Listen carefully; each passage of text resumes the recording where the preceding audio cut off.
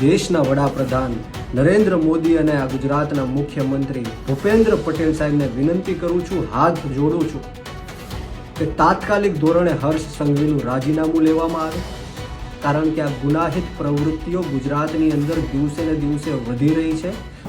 સ્થાનિક સ્વરાજની ચૂંટણીમાં બોટાદ જિલ્લાના ગઢડા તાલુકાના મોટા સખપર બેઠક પરથી આમ આદમી પાર્ટીના ઉમેદવાર પ્રવીણ મકવાણા જીત્યા હતા। સ્થાનિક સ્વરાજની ચૂંટણીના પરિણામો જાહેર થયા તેના હજુ ગણતરીના દિવસો વીત્યા છે કે પ્રવીણ મકવાણા પર જીવલેણ હુમલો કરવામાં આવ્યો। હવે આ હુમલાને લઈને આમ આદમી પાર્ટીના નેતા બ્રિજરાજ સોલંકીની પ્રતિક્રિયા સામે આવી છે અને તેમણે સીધી જ રીતે ગૃહ રાજ્યમંત્રીનું રાજીનામું માંગી લીધું છે। આખી ઘટના શું છે તેના વિશે વિગતે ચર્ચા કરીએ। નમસ્કાર, તમે જોઈ રહ્યા છો ચક્રવાત ન્યૂઝ, હું આપની સાથે હેમલ।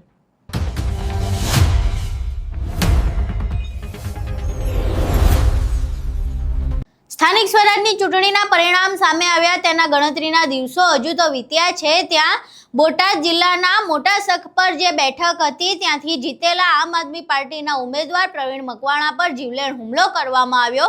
આ હુમલાની વાત સામે આવી ત્યારથી જ ગુજરાતનું રાજકારણ ગરમાયેલું છે। એવામાં હવે આમ આદમી પાર્ટીના નેતા અને કોળી સમાજના આગેવાન એવા બ્રિજરાજ સોલંકીની પ્રતિક્રિયા સામે આવી છે। જેના પર હુમલો થયો તે વ્યક્તિ પણ કોળી સમાજનો જ આગેવાન છે। પ્રવીણ મકવાણા પણ કોળી સમાજમાંથી આવે છે અને કોળી સમાજના આગેવાન છે અને બ્રિજરાજ સોલંકી પણ કોળી સમાજના આગેવાન છે। હાલ આખી ઘટનાને લઈને બ્રિજરાજ સોલંકીનો એક વિડીયો સામે આવ્યો છે, જેમાં તેમણે કાયદો અને વ્યવસ્થાની જે કથળતી સ્થિતિ છે તેના વિશે વાત કરી છે। તેમણે કહ્યું કે જો આ રીતે હુમલા થતા હોય તો પછી કાયદો અને વ્યવસ્થા ક્યાં જળવાય છે, અને જો કાયદો અને વ્યવસ્થા નથી જળવાતી તો મેં અગાઉ પણ કહ્યું છે અને હજુ પણ કહું છું કે ગૃહ રાજ્યમંત્રી એવા હર્ષ સંઘવીએ પોતાનું રાજીનામું આપી દેવું જોઈએ। અહીં સાંભળીએ બ્રિજરાજ સોલંકી ગૃહ રાજ્યમંત્રી હર્ષ સંઘવી પર પ્રહાર કરતા શું કહી રહ્યા છે। નમસ્કાર, જય હિન્દ, જય જવાન, જય કિસાન દોસ્તો, હું બ્રિજરાજ સોલંકી। મિત્રો, તાજેતરમાં સમાચાર આવી રહ્યા છે કે બોટાદ જિલ્લાના ગઢડા તાલુકાના મોટા સખપર તાલુકા પંચાયત સીટના જીતેલા અમારા આમ આદમી પાર્ટીના ઉમેદવાર પ્રવીણભાઈ મકવાણા ઉપર આજે જીવલેણ હુમલો કરવામાં આવ્યો છે। લોહિયાણ હુમલો કરવામાં આવ્યો છે ને અત્યારે હાલ એ સારવાર હેઠળ છે। પરંતુ વાત મારે એ કરવાની છે કે આમ આદમી પાર્ટીના ઉમેદવારો ઉપર ચૂંટણી પહેલા પણ હુમલાઓ થયા, ડરાવવાના ધમકાવવાના પ્રયત્ન થયા, અને ચૂંટણી લડ્યા બાદ જ્યારે આમ આદમી પાર્ટીના ઉમેદવારો જીત્યા ત્યારે પણ ગુંડાઓ, માફિયાઓ, ગેંગસ્ટરો આમ આદમી પાર્ટીના જે ઉમેદવારો છે એમની ઉપર હુમલાઓ કરે છે। આ કોના કહેવાથી કરે છે, આ કોના કારણે થાય છે એ આ ગુજરાતની જનતા જાણે છે। પરંતુ મારે આજે તમને કહેવું છે કે અવારનવાર હું આ ગુજરાતના ગૃહમંત્રી હર્ષ સંઘવીનું રાજીનામું માંગતો આવ્યો છું।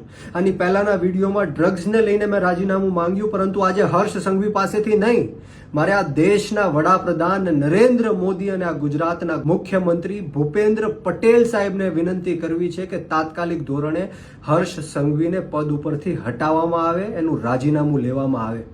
કારણ કે આજે રિપોર્ટ આવ્યો છે ગુજરાતની અંદર, જે રીતના આજે બોટાદમાં હુમલો થયો અમારા આમ આદમી પાર્ટીના જીતેલા તાલુકા પંચાયતના સભ્યો ઉપર, એવી જ રીતના ગુજરાતની અંદર 6.15 લાખ ગુનાઓ નોંધાયેલા છે।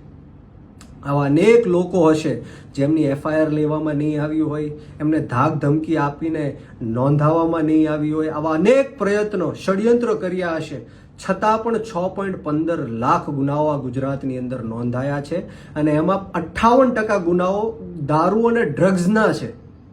મિત્રો, જરા વિચારો, 2 વર્ષમાં 18% કરતાં પણ વધારે ગુનાહિત પ્રવૃત્તિઓ આ ગુજરાતની અંદર વધી છે અને આખા દેશની અંદર સૌ પ્રથમ યુપીનો નંબર આવે છે અને બીજો નંબર તમે વિચારો કોનો આવતો હશે, બિહારનો કે બીજા કોઈ રાજ્યનો નહીં, પરંતુ આપણા ગાંધી અને સરદારના ગુજરાતનો આવે છે ગુનાહિત પ્રવૃત્તિઓમાં। મિત્રો, આ ભારતીય જનતા પાર્ટીના હાથમાં, એમના નેતાઓના હાથમાં આપણું ગુજરાત સુરક્ષિત નથી, આપણા ગુજરાતના બાળકો સુરક્ષિત નથી। અવારનવાર 15-15, 20-20 દિવસે ખૂન થાય છે, નાની નાની દીકરીઓના બળાત્કાર થાય છે, દારૂ વેચાય છે, ડ્રગ્સ વેચાય છે, ભ્રષ્ટાચાર થાય છે। આપણે આ કેવા ગુજરાતમાં જીવી રહ્યા છીએ? ત્યારે મારે આ દેશના વડાપ્રધાન નરેન્દ્ર મોદી અને આ ગુજરાતના મુખ્યમંત્રી ભૂપેન્દ્ર પટેલ સાહેબને વિનંતી કરું છું, હાથ જોડું છું કે તાત્કાલિક ધોરણે હર્ષ સંઘવીનું રાજીનામું લેવામાં આવે, કારણ કે આ ગુનાહિત પ્રવૃત્તિઓ ગુજરાતની અંદર દિવસે ને દિવસે વધી રહી છે અને આવનારા દિવસોમાં યુપીને પણ પાર કરીને આખા દેશમાં સૌથી પહેલો નંબર ગુજરાતનો આવવાનો છે, કારણ કે આ ભારતીય જનતા પાર્ટીના નેતાઓના ઈશારે એમના નીચે આવી ગુનાહિત પ્રવૃત્તિઓ દિવસે ને દિવસે વધતી જાય છે. મિત્રો, આપણે સૌએ આપણી આત્મા જગાડવાની જરૂર છે. આપણે મનોમંથન કરવાની જરૂર છે કે આપણે હજારો કરોડો રૂપિયાનો ટેક્સ આપણી સુરક્ષા માટે આપીએ છીએ, છતાં પણ વેપારીઓ હોય, યુવાનો હોય, મહિલાઓ હોય, રત્ન કલાકારો હોય, પશુપાલકો હોય, આ ગુજરાતની અંદર કોઈ પણ સુરક્ષિત નથી. તમને ખબર છે કે પોલીસ કોના ઈશારે કામ કરે છે અને તમને ખબર હશે કે પોલીસ હપ્તાઓ પણ લે છે. ત્યારે મારે તમને વિનંતી કરવાની કે હવે આપણી આત્મા જગાડવાનો સમય આવી ગયો છે, આપણી આંખ ખોલવાનો સમય આવી ગયો છે. ક્યાં સુધી આ લોકોનો અન્યાય અને અત્યાચાર આપણે સહન કરતા રહેશું?